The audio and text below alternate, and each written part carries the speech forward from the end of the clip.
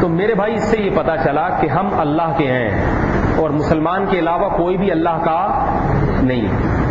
تو جو اللہ کے بندے ہیں، خاص بندے، وہی اگر نافرمان ہو جائیں تو اللہ ان کی سزا آخرت میں مؤخر نہیں کرتا، بلکہ اللہ ان کو دنیا میں سزائیں دینا شروع کرتے ہیں. ان پہ عذاب آتے ہیں، ان پہ زلزلے آئیں گے، ان پہ طوفان آئیں گے، ان کو مار پڑے گی تاکہ یہ توبہ کر لیں. سمجھ میں آ رہی ہے وہی بات؟ تاکہ کیا کر لیں؟ توبہ کر لیں. یہ تھوڑا سا مشکل کام ہے. ہم میں سے ہر ایک کا نظریہ ہے کہ جب تک میں خود سے نہیں پٹوں گا میں اس وقت تک توبہ نہیں کروں گا. ہر آدمی کہتا ہے مجھے الگ سے مار پڑنی چاہیے ورنہ میں توبہ نہیں، دوسروں کے حالات دیکھ کے نہیں میں سدھروں گا. رسول اللہ صلی اللہ علیہ وسلم جب مشرکین مکہ کو عذاب سے ڈراتے تھے تو ایک مشرک بیت اللہ گیا اور بیت اللہ کا غلاف پکڑ کے کہنے لگا اللہم ان کان ھذا ھو الحق من عندک فامطر علینا حجارۃ من السماء. اے اللہ اگر محمد صلی اللہ علیہ وسلم کا دین سچا ہے اور میں تیرا نافرمان ہوں تو مجھ پر آسمان سے پتھر برسا دوں معاذ اللہ، تاکہ مجھے یقین آ جائے کہ میں واقعی تجھے ناراض کر رہا ہوں. اس بدبخت کو یہ معلوم نہیں کہ جب پتھر برسیں گے تو پھر توبہ کا دروازہ بند ہو جائے گا. یہ توبہ کا دروازہ اس وقت تک کھلا ہوتا ہے جب تک براہ راست انسان پر عذاب نہ آ جائے. جب انسان خود ہر شخص اپنی آنکھوں سے عذاب دیکھ لے تو پھر توبہ کے دروازے اللہ تعالیٰ کی طرف سے بند کر دیے جاتے ہیں. فرعون کو اللہ نے بہت مہلت دی، لیکن جب فرعون غرق ہونے لگا ہے تو میرے بھائی اس وقت فرعون نے بھی توبہ کر لی تھی.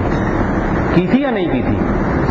فرعون نے کہا تھا آمنت انہ لا الہ الا الذی آمنت بہ بنو اسرائیل، میں ایمان لایا اس معبود پر جس معبود پر بنی اسرائیل ایمان لائے ہیں.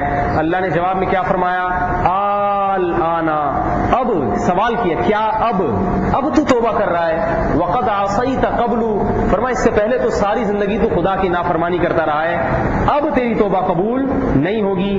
الیوم ننجیک ببدنک لتکون لمن خلفک آیا، فرمایا اب تو عذاب میں بھی ہلاک ہوگا اور برزخ کے عذاب میں جلتا بھی رہے گا. اور تیسری ایک چیز جو تیرے ساتھ جو عام طور پہ دوسروں کے ساتھ نہیں ہوتی وہ یہ کہ تیرے جسم کی میں حفاظت کروں گا، تیری باڈی محفوظ رہے گی. لتکون لمن خلفک آیا، قیامت تک آنے والے انسان تیری لاش کو دیکھ کے عبرت حاصل کرتے رہیں کہ یہ وہ ہے جس کی سلطنت کے کھوٹے زمین میں گڑ گئے تھے، یہ وہ بادشاہ تھا جس نے ہزاروں بچوں کو قتل کر دیا مگر قوم میں اتنی طاقت نہیں تھی کہ اس کے خلاف دھرنے دے سکیں، اتنی بھی مجال نہیں تھی. ایسا طاقتور حکمران، ایسا بادشاہ، اس کا انجام دیکھو کیسے پڑا ہوا ہے. ٹکٹ لگا ہوا ہے اس کے اوپر، مصر میں ٹکٹ لگا کے لوگ جاتے ہیں اس کی لاش کو دیکھ کے آ رہے ہیں. یہ انجام اللہ فرماتے ہیں لتکون لمن خلفک آیا، تیری لاش لوگوں کو یہ بھی بتائے گی کہ خدا کے عذاب سے نہ دولت روک سکتی ہے نہ عزت روک سکتی ہے. تیری لاش یہ بھی بتائے گی کہ موت سے پہلے توبہ قبول ہے، اور تیری لاش یہ بھی بتائے گی جب موت کا وقت آ جاتا ہے تو پھر اللہ توبہ کے دروازے اسی طرح بند کر دیتا ہے جیسے اللہ نے فرعون کے حق میں دروازوں کو بند کر دیا تھا. تو میرے بھائی خوش قسمتی ان لوگوں کی ہے جو ان حالات میں توبہ کر لیں. دیکھو حکمران ہمارے اختیار میں نہیں ہے، کیا خیال ہے بھائی؟ کوئی ہے ہمارے اختیار میں؟ کوئی ہمارے اختیار میں ہو تو ہم صدر صاحب پہ سورہ فاتحہ پڑھ کے پھونک لگا دیں وہ صحیح ہو جائیں. وہ تو ہماری پھونک میں اتنی طاقت نہیں ہے کہ وہ صحیح ہو جائیں. سمجھ میں آ رہی ہے نا بات؟ ان کو دنیا کی کوئی طاقت صحیح نہیں کر سکتی. ہمارے حکمرانوں کو دنیا کی کوئی طاقت صحیح نہیں کر سکتی. ان سے امیدیں نہ لگائیں. لیکن میرے بھائی ہم اپنے آپ کو صحیح بولو نا بھائی کر سکتے ہیں. کیا خیال ہے؟ اس صحیح کرنے کا فائدہ کیا ہوگا؟ کیا چینی سستی ہو جائے گی یا آٹا سستا ہو جائے گا؟ وہ تو نہیں ہوگا. وہ اس لیے نہیں ہوگا کہ یہ اجتماعی چیزیں اجتماعی توبہ سے صحیح ہوتی ہیں. یہ سمجھ میں آ رہی ہے نا بات؟ آپ اگر اکیلے توبہ کر لیں گے تو پوری قوم تھوڑی توبہ کرے گی. پورا ملک اگر توبہ کرے تو پھر اللہ کی طرف سے عمومی عذاب ختم ہوگا. انفرادی توبہ سے انفرادی معاملات تو صحیح ہو جاتے ہیں، اجتماعی معاملات صحیح نہیں ہوتے. ملک تو ایسے ہی پیسے گا، لیکن فائدہ یہ ہوگا کہ یہی عذاب ہمارے حق میں رحمت بن جائے گا. رسول اللہ صلی اللہ علیہ وسلم سے حضرت عائشہ نے ایک دفعہ طاعون کے بارے میں پوچھا. طاعون کی وبا پھیلتی ہے, بہت لوگوں کی موت واقع ہوتی ہے. اللہ کے نبی سے پوچھا یا رسول اللہ یہ طاعون کیا ہے؟ آپ صلی اللہ علیہ وسلم نے فرمایا, صحیح بخاری کی حدیث, فرمایا یہ اللہ کا عذاب ہے جو اللہ اپنے بندوں پر مسلط کر دیتے ہیں. اللہ تعالیٰ کو اختیار ہے جس طرح سے قوموں کو ہلاک کریں, چاہے وہ زلزلے سے ہلاک کرے, چاہے وہ سیلاب سے ہلاک کرے, چاہے وہ سمندری طوفان سے ہلاک کرے. اور قرآن یہ بھی کہتا ہے او یلبسکم شیعا فیذیق بعضکم باس بعض. اللہ فرماتے ہیں ہم بعض دفعہ اس طرح عذاب دیتے ہیں کہ آپس میں دلوں میں نفرتیں پیدا کر دیتے ہیں, پھر تم سب ایک دوسرے کو مل کے مارتے ہو. یہ اس کو مارتا ہے, وہ تمہیں قتل کرے گا. تم اس کی دکانیں جلاؤ گے, وہ تمہاری دکانیں جلائے گا.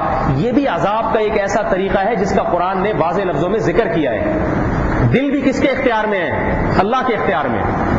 یلبسکم شیعا, اللہ فرماتے ایک ملک کے رہنے والے, ایک قوم کے رہنے, ایک قوم, ایک ملک, ایک مذہب, ایک خدا کے ماننے والے, مگر اتنا اختلاف تمہارے دلوں میں ڈال دوں گا, یہ اس کو مارے گا کہ وہ پشتو بولتا ہے, وہ اس کو مارے گا یہ پنجابی بولتا ہے, وہ اس کو مارے گا یہ ہزارہ کا ہے, وہ اس کو قتل کرے گا یہ سرائکی کا ہے. نقصان دونوں کا ہوگا, مگر دونوں ایک دوسرے کو مارو گے, دونوں ایک دوسرے کی دکانوں کو جلاؤ گے, دونوں ایک دوسرے کے کاروبار کو برباد کرو گے, دونوں مر رہے ہوگے اور دنیا تمہارا تماشا دیکھ کے ہنس رہی ہوگی, اور دنیا دیکھ رہی ہوگی کہ یہ کیسے ایک دوسرے کو کاٹ رہے ہیں, اپنی قوم اپنے ملک کا نقصان کر رہے ہیں. اللہ فرماتے ہیں یہ عذاب بھی میری طرف سے تم پر مسلط ہوگا نافرمانی کی وجہ سے, کہ تمہارے دلوں کو میں جوڑنے کے بجائے ایک دوسرے سے توڑ دوں گا.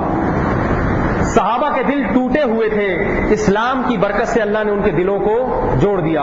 ان میں جتنی لڑائیاں تھیں آج ہم میں اتنی لڑائیاں نہیں ہیں. صحابہ کی تاریخ اٹھا کے دیکھیں, وہ قوموں کی لڑائیاں, قبیلوں کی لڑائیاں, اگر کسی کا گھوڑا دوسرے کے گھوڑے سے پہلے پانی پی لیتا تو قتل و غارت کا ایک لامتناہی سلسلہ شروع ہو جاتا. اتنی قتل و غارت تھی, لیکن قرآن کیا کہتا ہے؟ اللہ نے تم پر رحم کیا. الفت بین قلوبہم لو انفقت ما فی الارض جميعا ما الف بینہم. فرمایا محمد صلی اللہ علیہ وسلم اگر آپ زمین اور آسمان کی دولت خرچ کر دیتے ان کے دل کبھی نہ جڑ پاتے. یہ اللہ کی رحمت ہے کہ اللہ نے ان کی قربانیوں کی برکت سے ان کے دلوں کو جوڑ دیا ہے. وہی لوگ جو قبیلوں اور زبان کی وجہ سے ایک دوسرے کی گردنیں کاٹا کرتے تھے, اللہ نے اتنی محبت اور الفت پیدا کی کہ ایک بھائی کو پانی کی ضرورت ہے, دوسرا مرنا گوارا کر رہا ہے اور کہہ رہا ہے میں مرنا گوارا کر لوں گا مگر میرے دوسرے بھائی کو پہلے پانی پلا دیا جائے. صحابہ کی تاریخ میں درجنوں ایسے واقعات ہیں. مشہور واقعہ ہے کہ ایک صحابی کی جان نکل رہی تھی, پانی مانگا پیاس کی وجہ سے, قریب سے کرانے کی آواز آئی دوسرے ساتھی کی, انہوں نے پانی مانگا تو انہوں نے کیا کہا؟ بولو بھائی ان کو پہلے پلا دو. حالانکہ وہ ان کے قبیلے کا نہیں تھا.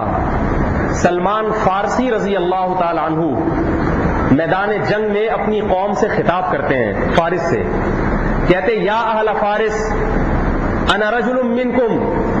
فارس جو اہل فارس تھے وہ اس وقت مجوسی تھے. حضرت سلمان فارسی کی قیادت میں صحابہ کرام جہاد کے لیے گئے ہیں. سلمان فارسی نے کہا یا اہل فارس, اے فارس, انا رجل منکم, میں تمہاری قوم کا آدمی ہوں. ترون العرب یطیعوننی, لیکن تم عرب کو دیکھ رہے ہو کہ میرے فرمانبردار بنے ہوئے ہیں, میرے ہاتھ پر بیعت کی ہوئی ہے. عرب جو اپنے آپ کو سب سے افضل ترین سمجھتے تھے, ان عرب نے ایک فارس کے ہاتھ پر بیعت کی ہے. یہ کس کی برکت تھی میرے بھائی؟ اسلام کی برکت تھی. اسلام نے ان کے دلوں کو آپس میں جوڑ دیا, کیونکہ اسلام لسانیت کا, زبان کا قائل نہیں ہے. تو میرے بھائی آج بتاؤ ہمیں اس بات کی ضرورت ہے یا نہیں کہ ہم وطن لوگوں کی دل آپس میں